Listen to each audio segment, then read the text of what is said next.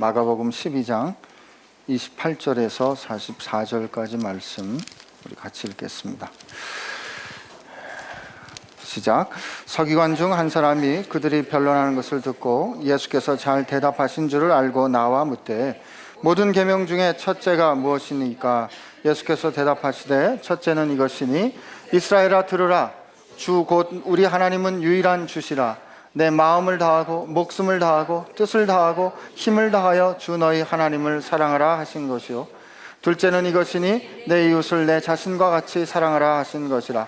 이보다 더 큰 계명이 없느니라.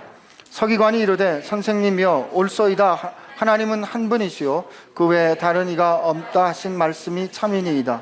또 마음을 다하고 지혜를 다하고 힘을 다하여 하나님을 사랑하는 것과 또 이웃을 자기 자신과 같이 사랑하는 것이 전체로 드리는 모든 번제물과 기타 제물보다 나으니이다.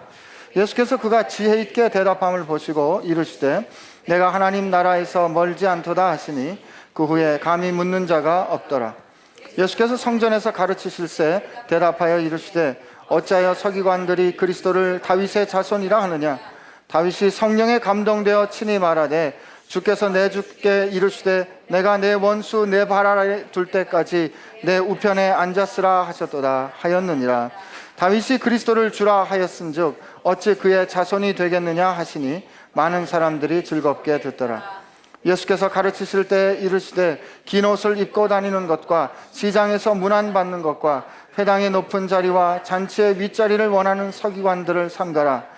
그들은 과부의 가산을 삼키며 외식으로 길게 기도하는 자니 그 받는 판결이 더욱 중하리라 하시니라.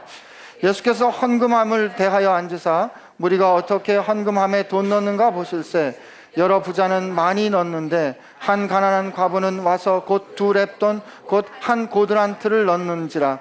예수께서 제자를 불러다가 이르시되 내가 진실로 너희에게 이르노니 이 가난한 과부는 헌금함에 넣는 모든 사람보다 많이 넣었도다. 그들은 다 풍족한 중에서 넣었거니와 이 과부는 그 가난한 중에서 자기의 모든 소유 곧 생활비 전부를 넣었느니라 하시니라. 아멘. 주님 감사합니다. 주님 갈급한 영혼들에게 갈망하는 자들에게 언제나 변함없이 신실하게 대답해 주신 줄로 믿습니다. 오늘 그 강한 심령과 갈급한 영혼으로 주님 앞에 나아가오니 주님 말씀하여 주옵소서. 길 되시고 진리 되신 예수님의 이름으로 기도합니다. 아멘. 오랜만입니다. 잘들 지내셨어요?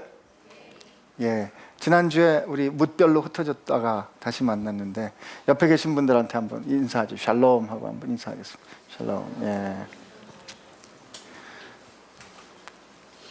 예.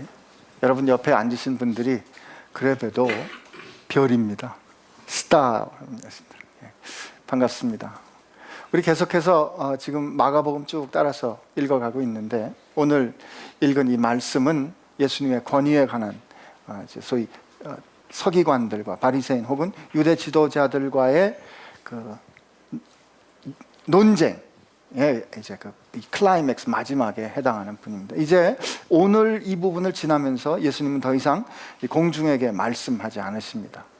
퍼블릭 티칭은 더 이상 하지 않으시고 이제 제자들에게 집중해서 말씀하시는, 그리고 이제 순환으로 넘어가는 그 변곡점에 오늘 이제 우리가 와 있는 거죠. 오늘 이제 그 전체적으로 이 이야기를 끌고 가는데 자주 나오는 등장 인물이 누구냐면 서기관입니다. 이 서기관이란 요즘 우리 정부 부처에 있는 서기관, 그런 서기관의 뜻이 아니라 성경 말씀을 필사하는 사람들이죠. 성경 말씀을 필사하고, 그리고 성경 말씀을 필사하기 때문에 누구보다도 성경 말씀을 잘 아는 사람이고, 그래서 성경 말씀을 공부해서 해석하는 권한이 있는 사람들입니다. 이 사람들이 얼마나 성경 말씀을 어떤 태도로 사랑하면서 성경 말씀을 필사했는가. 이들이 성경을 필사하다가 하나님이라는 단어, 야훼라는 단어가 나오면 이제 새로 펜을 깎습니다. 새로 펜을 깎고 또 옷을 새로 입고, 정결하게 옷을 입고 그 하나님이라는 단어를 쓰는 거죠. 그런 태도를 가진 사람들인데 오늘 예수님께 나와 질문하는 거죠. 첫째가는 계명이 무엇입니까? 근데 이 서기관이 예수님께서 이 서기관하고 부딪히실 때는 대개는 별로 좋지 않으셨어요. 예수님하고 서기관하고 별로 안 좋았습니다. 결국은 이 서기관들은 예수님을 죽이려고 모함하고 서기관들에 의해서 예수님이 팔리시죠. 예수님, 전 참 이게 생각할수록 안타깝기도 하고 속상한 부분인데, 하나님 말씀을 그렇게 열심히 보고 하나님 말씀을 그렇게 대했는데 왜 정작 하나님의 아들을 알아보지 못했을까? 왜 정작 하나님께서 친히 말씀해 주시는 것을 듣지 못할까? 그 비극이 좀 안타깝습니다.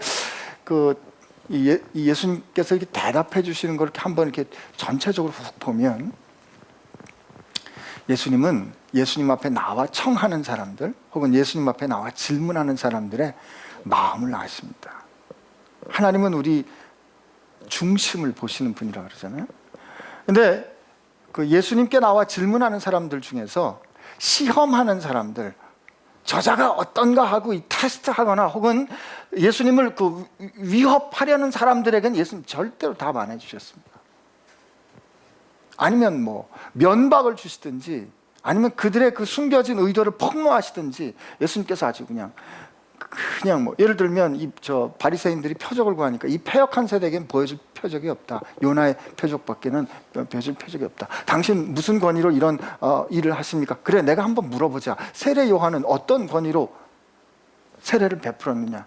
이 사람들이 이런저런 걱정하면서 자기 속내를 비치니까 그죠? 백성이 두렵기도 하고, 아니면 자기들의 이 사정이 폭로되니까 우린 모릅니다, 말 안 하겠습니다. 그럼 나도 대답 안 해 라고 그들에게 아주 예수님 냉정하게 내치십니다.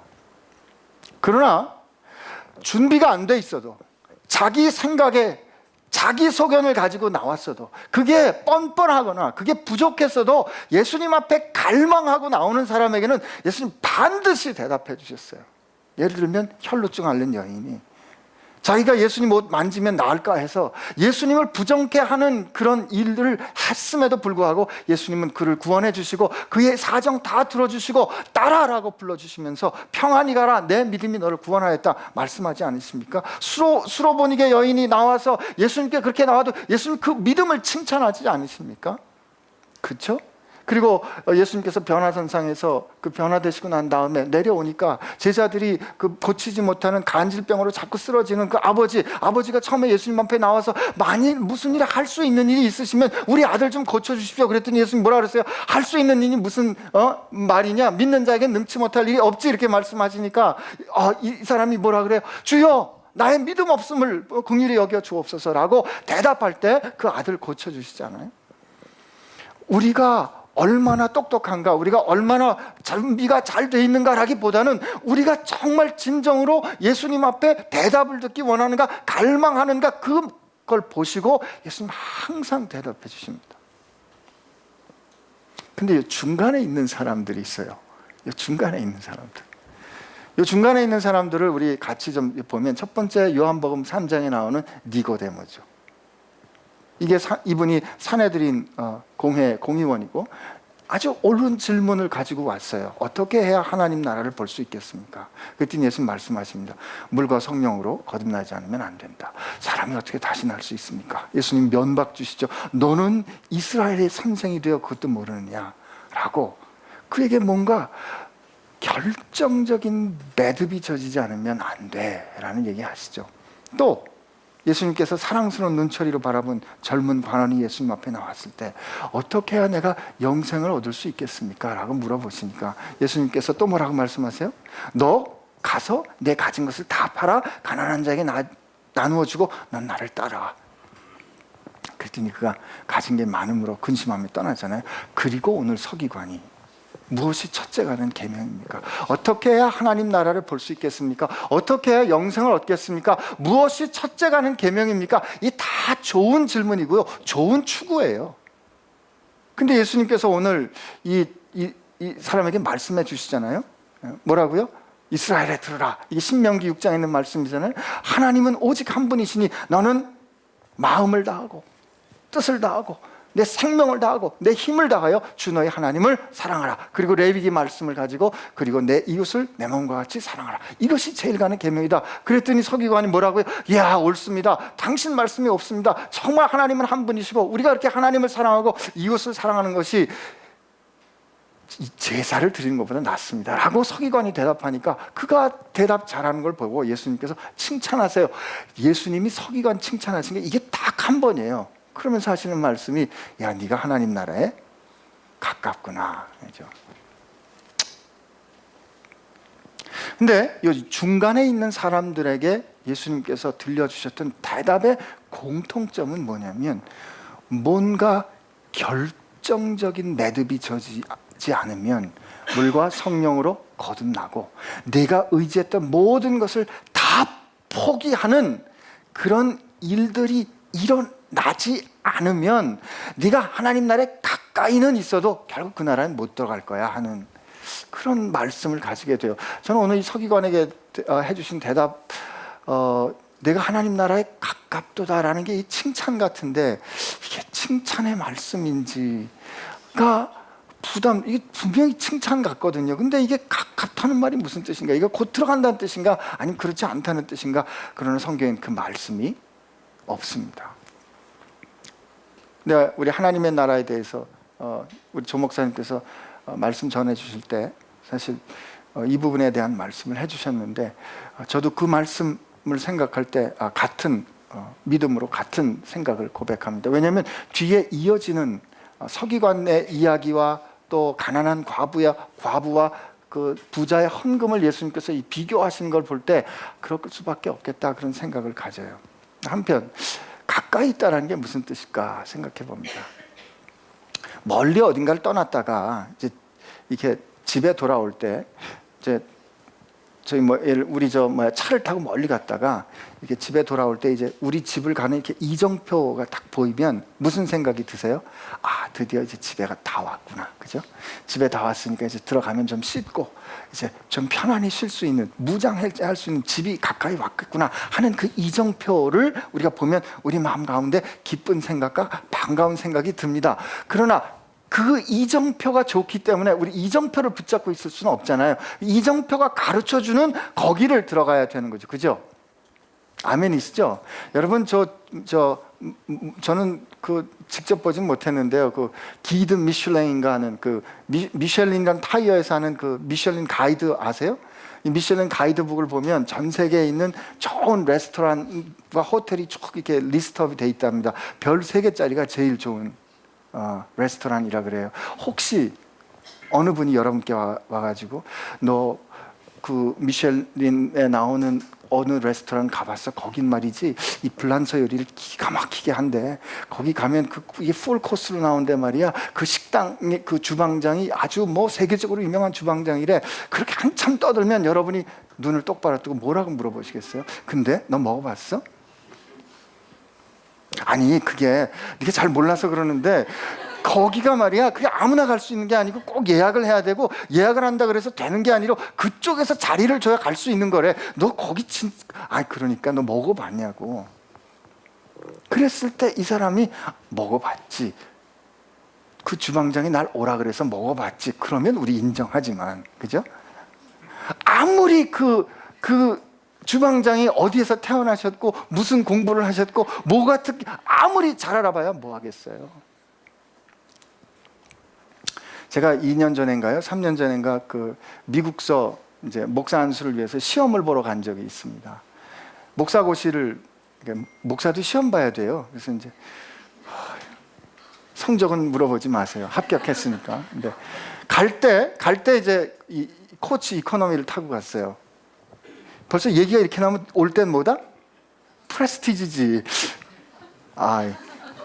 제가 말을 좀 어렵게 했군요. 비즈니스 클래스. 근데 그게 어떻게 됐냐면 제가 그때 그렇게 생각했어요. 하나님이 역시 나를 위로해 주시는구나. 분명히 이코노미를 끊어가지고 갔는데 올 때 이제 대한항공 앞에서 기다리고 있는데 어떤 이렇게 표를 들고 이제 왜 타려고 기다리고 있는데 어떤 사람이 이렇게 저한테 미국 사람이 오더라고요. 그러더니 제 표를 이렇게 보는 거에서 너 내 표를 왜 보는데? 그랬더니 자기랑 이 좌석표가 똑같다는 거예요. 소위 더블 부킹이 된 거죠. 그래서 야, 이게 칼이니까 내가 말해줄게. 그래서 이제 제가 이 사람을 데리고 왔어요. 데리고 가서 우리 표가 이렇게, 그랬더니 그 사람이 뭐 더 물어보지도 않아요. 저를 탁 잡고 됐습니다. 이쪽으로 오시죠. 그러더니 미국 사람은 이코노미로 가고 저는 이제 비즈니스 타고 올라가게 된 거예요. 그러니까 얼떨결에 비즈니스를 탔는데, 야, 그 자리에 앉는 순간 저 이코노미에 앉은 것들이라는 생각이 들도록 서비스가 달라지는데, 야, 어쩜 그럴 수가 있어요. 뭐 저고리를 주세요. 뭐 음식도 이렇게 무릎을 꿇고 주문을 받고 말이죠. 근데 제가 그런 생각을 한번 해봤습니다. 오케이, 우리가 어느 나라인가 간다고 할 때, 제가 얼마 전에 LA 저 선교대 때문에 간다고 할 때, 그죠? 우리가 오랜만에 가는 거니까 준비를 잘했어요. 아주 잘했어요. 돈도 좀 모으고 노력도 해가지고, 야, 비즈니스 클래스가 뭐냐? 우리 퍼스트 클래스로 가자. 그래서 퍼스트 클래스를 탔습니다. 여러분 안 타보셔서 모르겠지만 퍼스트 클래스를 타시면은 미리 전화가 옵니다. 음식은 뭘 드시겠습니까? 고기는 어떻게 이게 벌써, 그러면 딱 올라가면 그리고 공항에 갔더니 벌써 우리를 기다리고 있는 거예요. 오시죠. 그랬더니 저 이코노미 타는 것들은 저분은 누구신데 저렇게 타시나? 그리고 우리를 에스코트해서 이제 비행기에 들어가서 앉으면 계속 서비스가 오면서 계속 저한테 대답, 얼마나 공개를 하겠어요? 선생님, 음식은 마음에 드십니까? 그렇죠?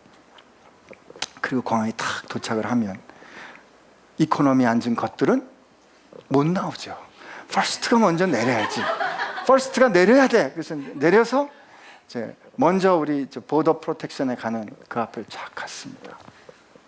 그 보더 프로텍션 앞에 딱 가가지고 저 미국에를 좀 들어가려고 그러는데요. 좀 봅시다. 그러는데 나는 퍼스트 타고 왔는데, 그렇게 열심히 준비해가지고 왔는데, 그렇게 존경받고 대접받으면서 왔는데, 저 이코노미에 앉은 것들은 해당할 수 없는, 생각도 못하는 그런 대접을 받고 여기까지 왔는데, 보더 프로텍션에 앉은 사람이 저한테 하는 말이, 당신은 미국 들어온 비자가 없군요. 안 되겠습니다. 아니, 제가 퍼스트 타고 왔다니까요. 제가 이렇게 준비했다니까요. 글쎄, 미국 들어갈 비자가 없으니까. 제가 하도 우기니까 어떡하겠어요? 좀 이리 좀 나와주세요. 근데 이코노미 앉은 것들이 오는 거예요. 그 사람들이 탁 패스포트를 주는데, 웰컴. 영어는 더 안 할게요. 여러분 생각해 보세요. 그때 가까이 갔는데 이제까지 그렇게 준비 잘 해가지고 그렇게 누리면서 저 불쌍한 것들 그렇게 하고 그 앞에까지 갔는데, 그때 거절받아서 못 들어갔을 때의 창피한 거 여러분 생각해 보셨어요? 그 이코노미 앉은 것들은 쑥쑥 들어가는데 말이죠, 나는 거기서 창피함과 함께 다시 퍼스트를 타고 돌아와야 된단 말이죠. 주님이 오늘 서기관들에게 어쩌면 그렇게 말씀하시는 게 아닐까 모르겠어요. 너 하나님 나라에 가깝다. 그래, 너 하나님 말씀 그렇게 잘 알지. 너 그렇게 하나님 말씀 오랫동안 연구했지. 너 그렇게 하나님 말씀 추구해. 그래, 너 말하는 거 보니까 야 똑똑하다. 야 그래, 가까워. 그러나 네가 하나님 나라에 들어가느냐 들어가지 않느냐는 전혀 다른 문제지라고 예수님 말씀을 해주십니다. 근데 그때 예수님께서 우리에게 들려주시는 말씀이 사랑이에요. 사랑. 하나님을 사랑하고 내 이웃을 내 몸과 같이 사랑하라는 거죠. 참, 우리가 또 이 사랑 얘기하면 또 할 말이 많지 않습니까? 우리 이런저런 얘기 다 놔두고요. 제가 생각해 보니까, 제가 제 자신을 돌이켜 보니까 저희 부모님이 저를 사랑하셨습니다. 제가 보스턴에서 이 양육하던 오늘 젊었던 청년들이 몇 명 왔는데, 이제 결혼해가지고 다 이렇게 열매들을 하나씩 가지고 왔어요. 아무튼 근데 이제 나보면 이제 나봤으니까 이제 알지. 이제 얼마나 자식 키우는 게 고생인지 알죠, 그죠? 근데 우리는 사랑을 감정으로 생각하기 쉽습니다. 사랑? 하나님을 사랑, 너는 하나님을 사랑, 그럼 하나님 사랑해줘. 근데 하나님, 나 오늘 하나님 사랑하고 싶은 생각이 안 들어요. 우리가 솔직히 하나님 사랑하고 싶은 생각이 안 드는데, 내 마음이 하나님 사랑하는 것 같지 않은데, 그렇게 안 느껴지는데, 하나님 제가 손을 들고 하나님을 사랑한다고 말하는 거, 하나님 제가 오늘 하나님 앞에 그렇게 나갈 수 없는 것 같은데 제가 손 들고 저는 하나님의 자녀입니다라고 고백하는 거, 하나님 이거 위선 아닙니까? 하나님 이거 우리가 이거 형식적으로 하는 거 아닙니까? 이런 질문 들 수 있겠죠, 그죠? 그러나 전 거꾸로 생각해 보면, 우리 부모님이 저를 키우실 때 부모님의 감정에 충실해서 키웠다면 저 오늘 이 자리까지 못 살아 있습니다. 사랑은요, 감정이 아니라 책임에 더 가깝습니다. 사랑은 감정이 아니라 의지에 더 가깝고요, 사랑은 감정이 아니라 결정에 더 가까운 거예요. 하나님은 오늘 주님 말씀하신, 너는 내 마음을 다하고, 그 다음에 with your heart, 그 다음에 내 영혼, soul, 내 온 존재를 다하고, with your mind, 네 생각을 다하고. 여러분, 우리 때로 우리 인생에 느끼는 감정이 보면 그냥 다 때려치고 싶을 때가 있어요. 제 아내가 제가 얼마나 미울 때가 많았겠어요. 얼마 전에 이사하는데 아내가 그냥 조심스럽게 물어보더라고요. 여보, 내일은 병원 안 가면 안 돼요? 제가 또 눈치는 있어요. 안 갈게. 안 갈게. 그리고 조금 있다가, 나 점심에 인터뷰하기로 했는데.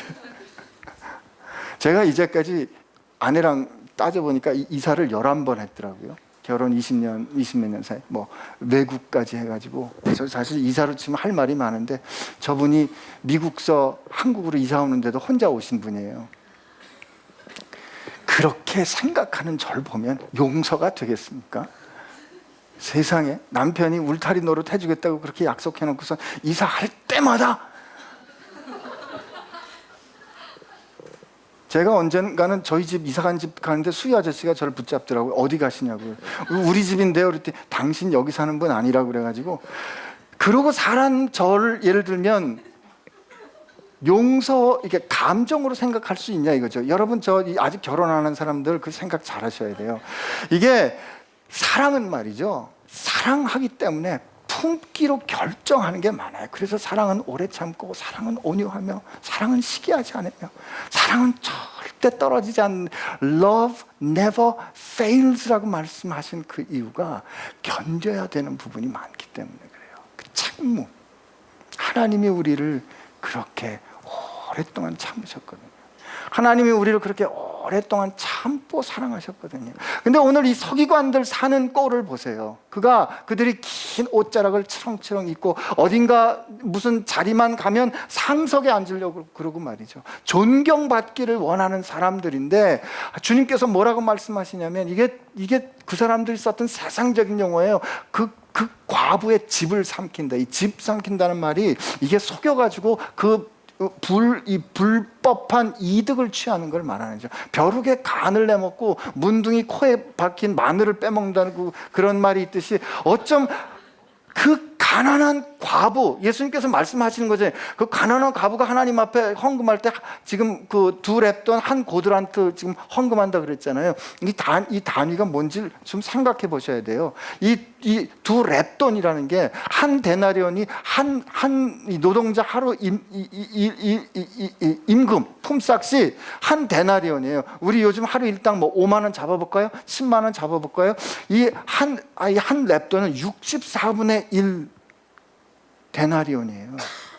아니 128분의 1. 한 고드란트가 64분의 1이에요. 이거 돈 얼마쯤 되냐면 한 780원 내지는 1,000원쯤 되는 거예요. 1,000원을 가지고 자기 가진 모든 것을 바치는 사람을 과부라고 말한 거지, 요즘 기준으로 보면 절대 빈곤입니다. 여러분, 좀 교양 있게 사시는 여러분, WHO나 UN에서 정의한 절대 빈곤이라는 게 하루에 1.25불 가지고 사는 사람을 절대 빈곤이라고 그래요. 하루에 1,500원 가지고 사는 사람이 절대 빈곤이라고 그러는데, 아프리카 탄자니아 같은 나라가 인구 4천만인데 거기 70% 정도가 하루에 1,500원 갖고 산다는 거죠. 근데 그 1,500원 가지고 사는 사람이 지금 하나님 앞에 몽땅 바치는 그 과부의 가산, 집을 삼키는 짓을 하는 사람들이 서기관이란 말이죠. 그러면서도 그 사람들이 그 자기의 위선과 자기의 죄악을 소위 커버업 하려고, 그것을 정당화하려고 길게 기도한다고 그러는 거예요. 저 이 말씀 읽는데 예수님께서 이 말씀 누구한테 하실까? 불신자겠지. 근데 마음이 말하는 거예요. 아니잖아. 그래, 불교도들한테 하신 말씀이겠지. 제 마음이 말합니다. 아니잖아. 너 알잖아. 이 말씀 누구한테 하시는 말씀일까요? 하나님에 대해서 안다고 말하면서, 교회 다닌다고 말하면서, 하나님 사랑한다고 말하면서, 내 이웃을 내 몸과 같이 사랑하는 것이 제일 가는 계명이라고 말하면서 똑같이 가난한 사람들의 가산을 삼키는 그 짓을 하고 교회에 와서 11조 바치면서 11조 바친 만큼 내가 교회에서 내 가진 영향력을 지키겠다고 싸우는 사람들, 그런 사람들한테 지금 하시는 말씀이 아닌가라고 물을 때 내가 아닙니다 주님, 이렇게 대답하기가 어렵더라고요.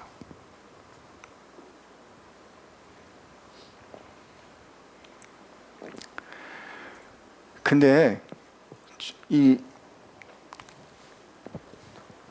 주님께서 그 서기관들을 향하여 하신 말씀이 그놈들 받을 벌이 클 거야. 그래서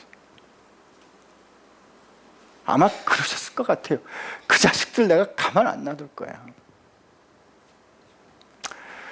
하나님의 나라가 가깝다 그랬는데요, 제가 이 말씀 가지고 이렇게 묵상해 보니까 하나님의 나라는 모두에게 임합니다. 여러분 착각하지 마세요. 하나님의 나라는 이 세상에 사는 모든 사람에게 임할 거예요. 모든 사람에게 임합니다. 그러나 누군가에게는 구원과 기쁨과 그가 하나님의 자녀된 것이 완전히 드러나는, 하나님 아버지 그래 이리 와 내 아들아 라고 말씀하시는 그 품에 안기는 그날이 될 거고요, 누군가에는 너희 하나님으로부터 불법을 행한 자들아 라고 심판으로, 심판받는 날로 그가 숨겼던, 그가 그 긴 옷과 치렁거리는 옷과 그가 받았던 세상에서의 존경과 그가 숨겨놨던 그 위선적인 그 긴 기도로 감추어놨던 탐욕이 몽땅 드러나는 심판으로 하나님의 나라가 그에게 임할 거란 말이죠. 하나님의 나라는 우리 모두에게 다 임할 겁니다. 근데 예수님께서 마지막에 우리 모두에게 지금 예수님께서 말씀하세요. 그 서기관들을 조심해라, 삼가라. 이게 우리식으로 표현하면 뭐다? 그런 애들하고 놀지 마 이겁니다. 여러분, 우리 그런 사람들하고 놀지 맙시다. 제가 오늘 좀 설교가 격해졌나요? 아니, 우리 진짜 그러면 안 되잖아, 그죠? 네? 우리도 그러면 안 되잖아요.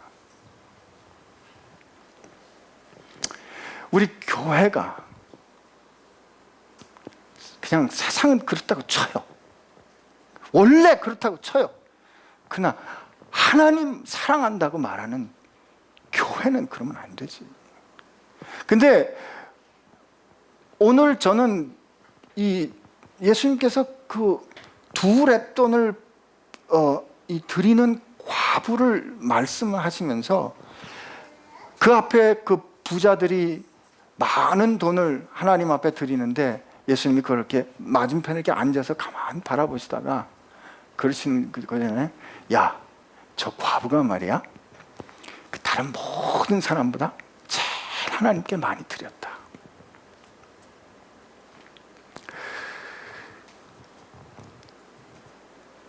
오늘 우리를 향해서 예수님이 지금 우리에게 주님 앞에 나왔는데, 우리 인생을 가지고 하나님 앞에 드리는 예배가 있을 텐데, 인생을 통해서 하나님 앞에 드리는 예물이 있을 텐데, 예수님이 그걸 바라보시면서 뭐라 그러실까? 야, 네가 진짜 많이 들었구나. 근데 우리는 여전히 어떻게 생각합니까? 우리 기준에 서로 비교해서 더 많이 드리는 것을 주님 앞에 많이 드린 거로 생각했지만 주님 그걸 원하셨던 게 아니죠. 주님은 우리에게 원하셨던 게 너 진짜 그게 내 앞에서 완전히 결정한 거야? 너 진짜 다시 돌이키지 않을 정도로 너 내 앞에서 진짜 나하고 끝까지 갈 거야 하는 그 결정된 마음 말이죠. 어쩌면 우리는 그렇게 변덕이 죽을 듯 합니까? 근데 저는 이 예수님께서 뭐라고 말씀하시면 저 가난한 과부는 자기 가진 것을 다 드렸는데 그가 그 생활비 전체를 다 드렸다 이렇게 말씀을 하시잖아요. 근데 만약에 주님이 다른 분이 이렇게 말씀하셨다면 참 너무하다, 그렇죠? 어떻게 그러면 저 사람 뭐 먹고 살으라고? 근데 생각해 보면 이게 그 서기관이나 이 성경에 대해서 똑똑한 사람들이 진짜 말씀을 조금만 생각하고 말씀을 진짜 조금만 심각하게 자기 삶 가운데 살아내려고 그랬으면 하루에 1,000원 갖고 사는 사람 살릴 수 있는 거 아니에요. 내가 커피 한 잔만 안 먹으면 하루에 1,000원 갖고 사는 사람 2사람은 살릴 수 있는 거 아니에요. 우리 이거를 너무 가볍게 생각하는 거죠. 너무 멀게 생각하는 거죠. 주님께서 그 현실을 그냥 그대로 놓고 보면서 그 현실을 아무렇지도 않게 생각하면서 주님 무엇이 첫째 가는 계명입니까? 이게 근데 이제 주님께서 이렇게 몽땅 이게 뭐죠? 뭐 부흥사들이 이 말씀 이렇게 어브유즈 해가지고 잘못하면서 이제 뭐라 그래요? 막 이제 막 부흥회하면서 이제 막 불러 하고 막 찬송하고 박수치고 막 올라간 다음에 여기 가난한 가부는 자기 있는 거 몽땅 팔았습니다. 여러분도 몽땅 팔아서 하나님의 나라를 위해서 씁시다. 이거 아니죠.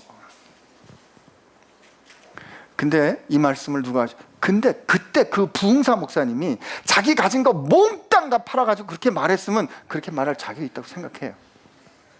그렇게 보면 저도 자격 없어요. 몽땅 자기 거 이 과부처럼 다 싹싹 끌어다가 하나님 앞에 팔고 자 우리도 그렇게 합시다 할 수 있지.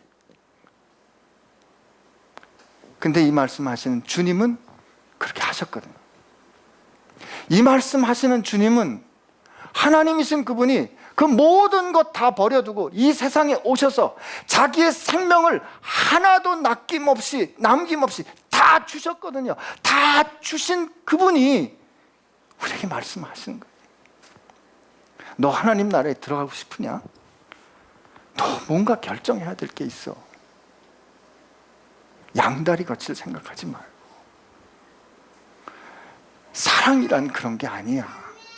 나하고 같이 사랑하는 건 내가 너를 어떻게 사랑했는데 그 사랑 받으려면 너도 뭔가 좀 결정해야지 라고 주님 말씀하시는 거죠. 여러분께 지금 가진 거 다 털어가지고 베이직 교회에 내라는 거 아닙니다. 염려하지 마세요. 이렇게 근심 어린 얼굴로 아닙니다. 그런 거 아닙니다. 그러면 무엇일까?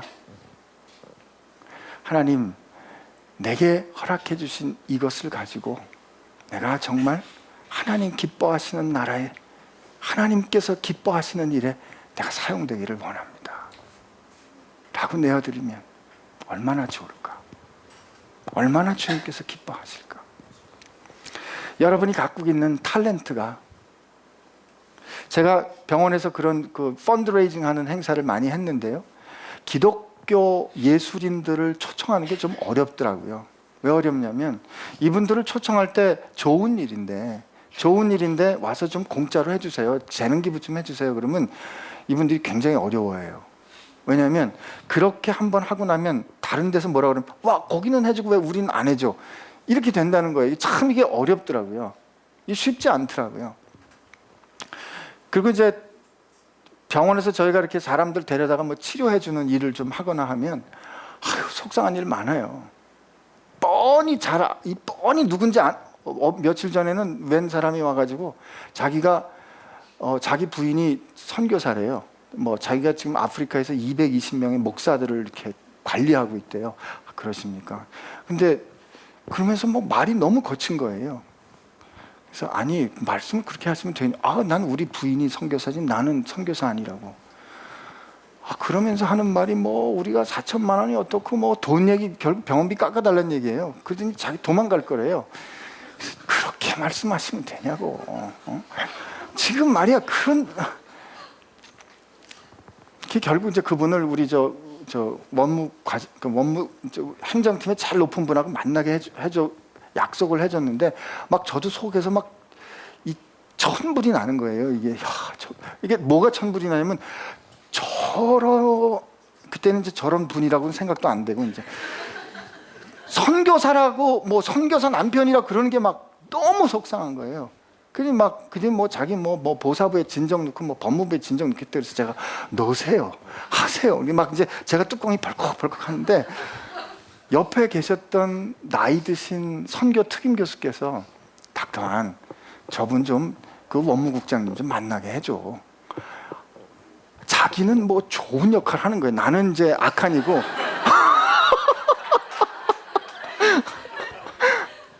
그래서 이제 어떻게 선생님이 그러시니까 이제 들어가가지고 제가 이제 막 씩씩대면서 좀 만나주세요. 결국 그분 도망갔어요.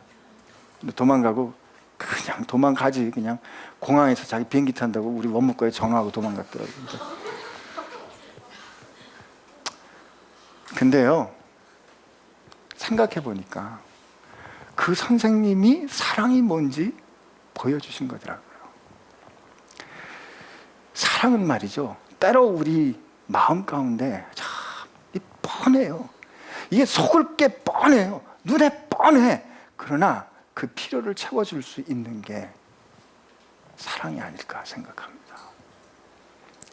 세상이 교회를 향하여서 이런저런 비판을 하거나 우리를 향하여서 도움을 요청하는 사람들이 진실하지 않은 거 우리 알아요.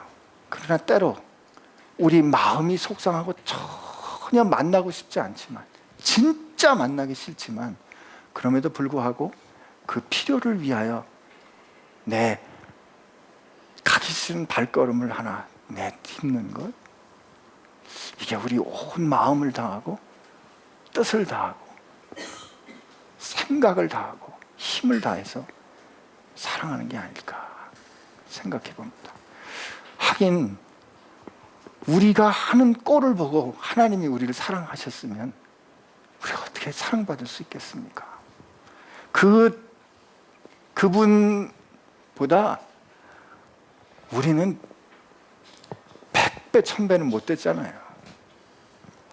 그렇게 금방 사랑한다 그랬다가 어쩜 이럴 수 있냐 그러고 그냥 완전히 그 얼굴 바꿔버리고 그러는 게 우리인데, 하나님 끝까지 우리를 사랑하셨다면 내가 너희를 사랑한 것처럼 너희가 서로 사랑하라 그럴 때, 우리 주변의 형제 자매들을 바라볼 때 내 마음에 드는 사람만 사랑할 게 아니라 내 마음속에는 정말 별 생각이 다 들지만 그 채워야 할 필요가 있다면 그 채워야 할 필요를 위해서 우리가 나갈 수 있는, 우리 자신을 내어줄 수 있는 그런 발걸음과 결정이 우리 가운데 있으면 좋겠다 하는 생각이 들고, 주님께서 그 사랑을 하면서 살기를 원하고, 아마 그 생각이, 그것이 가난한 과부가 아무 대책 없이 자기 가진 거 하나님 앞에 다 드렸던 생각이 아닐까, 그렇게 생각을 한번 해봅니다. 그런데 그럴 때 말이죠, 생각지 않았던 하나님의 개입이 우리 삶 가운데 일어날 겁니다. 그럴 때 우리가 하나님의 나라에 있는 것을 아는 거예요. 여러분, 우리 그리스도인이란 여러분과 저는 종말론적인 존재예요. 여러분과 저는 종말론적인 삶을 사는 겁니다. 이게 뭐냐면 언제 주님 오시니까 그것을 생각하고 이렇게 저렇게 판단하고 그렇게 사는 삶이 아니라, 종말론적인 삶이란 무엇이냐면 하나님이 우리의 영광을 그리스도의 영광으로 만들어 주신다 약속하셨어요. 하나님이 우리를 하늘의 모든 신령한 복을 다 합당히 받아 누리도록 풍성한 삶을 허락해 주셨다 약속하셨어요. 그런데 오늘 우리 현실은 안 그렇고, 오늘 우리 현실은 찌글찌글하고, 오늘 우리 현실은 내 주머니가 부족하고 한데, 이 약속된 완성된 그 미래를 오늘 내 삶으로 갖고 오는 결정을 하면서 사는 존재가 여러분과 나란 말이죠. 그렇다면 자기 주머니 의지해서 사는 사람이 아니라 우리가 저 하나님의 풍성함을 오늘의 내 삶에 가져다 누리는 사람으로 사랑하며 우리가 살았으면 좋겠어요. 주님이 우리를 그 사랑의 삶으로 부르신다 믿습니다. 가난한 과부처럼 하나님의 풍성함과 하나님의 측량 없으심에 여러분의 모든 것을 내어드리고 하나님께서 기뻐하시는 그 사랑의 삶으로 우리 감정을 따르지 말고 말이죠. 그렇게 나아가는 저와 여러분 되기를 축복합니다. 여러분, 오늘의 테이크홈 메시지, 서기관들하고 놀지 마세요. 그리고 저 가난한 과부처럼 하늘을 향하여 고개를 못 들고 가슴을 치며 하나님, 나는 죄인입니다. 나는 죄인입니다. 라고 자기 스스로는 어쩔 수 없는 자기 현실 앞에 완전히 무너지면서 하나님 앞에 온전히 자기를 의지하고 내어드렸던 세리와 같이 그런 사람들이 돼서 그런 사람들로 거듭 태어나서 오늘 우리가 요즘 듣는 말처럼 세상을 향한 빛이 되고 소금이 되고 하나님의 향기가 되고 편지가 되어서 사랑하며 사는 여러분 되시기를 축복합니다. 우리 같이 기도하겠습니다.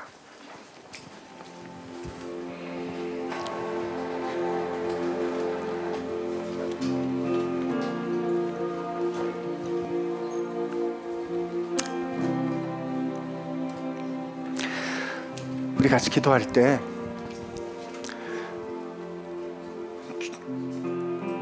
주의 몸된 교회, 우리 한국 땅에 있는 우리 교회, 오늘 이 교회 가운데 주님께서 염려하셨던, 삼가라 하셨던 서기관의 모습이 오늘 우리 교회 가운데 있지는 않은지, 그래서 우리가 하나님 앞에 기도할 때 그냥 비판하는 사람으로 남아있는 것이 아니라 그 교회의 아픔을 주님 앞에 안타까움에서 가지고 나아가, 하나님 먼저 우리를 바꾸어 주셔서 먼저 우리부터 하나님 앞에 진짜 하나님이 원하시는 사랑하며 사는 삶 살 수 있도록 하나님 우리에게 힘 주세요. 내가 먼저 그렇게 살 수 있도록 해주시고 우리의 삶이 저 서기관 같지 않게 해주시고 하나님 과부와 같이 하나님의 사랑을 의지했던 세리와 같이 그렇게 하나님 앞에 그 하나님의 사랑에 의지해서 사는,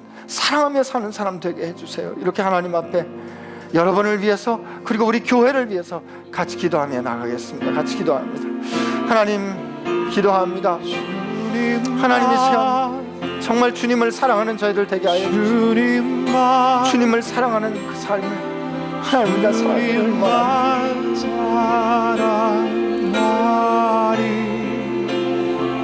결정하지도 않은 채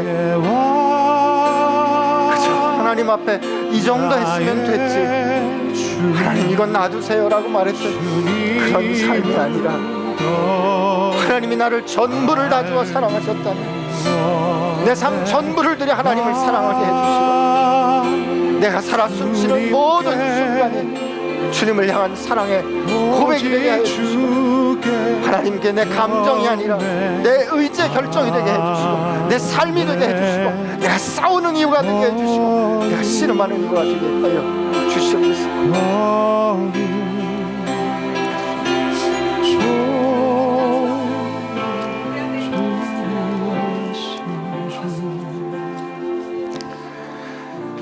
사랑은 오래 참고 사랑은 온유하며 시기하지 아니하며 사랑은 자랑하지 아니하며 교만하지 아니하며 무례히 행하지 아니하며 자기의 유익을 구하지 아니하며 성내지 아니하며 악한 것을 생각하지 아니하며 불의를 기뻐하지 아니하며 진리와 함께 기뻐하고 모든 것을 참으며 모든 것을 믿으며 모든 것을 바라며 모든 것을 견디느니라. 하나님 이 사랑의 모습이 영원히 떨어지지 않을, 실패하지 않을 사랑의 모습인 걸 다시 한번 보여주셔서 감사합니다. 하나님, 우리가 그동안 사랑은 왠지 우리 가슴이 뭉클할 때, 우리 눈에 눈물이 나올 때, 그럴 때 하나님을 사랑하는 거라 생각했는데, 아니 하나님, 눈물이 마르고 가슴이 삭막하고 가슴이 답답할 때가 오히려 하나님 앞에 사랑을 고백해야 할 때인 것 알려주셔서 감사합니다. 일주일에 1시간만, 아니 우리가 기분 좋은 시간만 하나님을 기억하고 하나님 앞에 나가는 것이 아니라 24시간 7일 내내 숨 쉬는 순간조차도 하나님을 향한 사랑과 하나님을 사랑하는 씨름과 하나님을 향한 고백되게 하여 주옵소서. 우리 삶이 서기관처럼 누구에게 보여지는 그런 삶이 아니라 저 과부처럼 하나님 앞에 온전히 내어드리는 결정한 삶 되게 하여 주옵소서. 감사합니다 주님. 예수님의 이름으로 기도합니다. 아멘.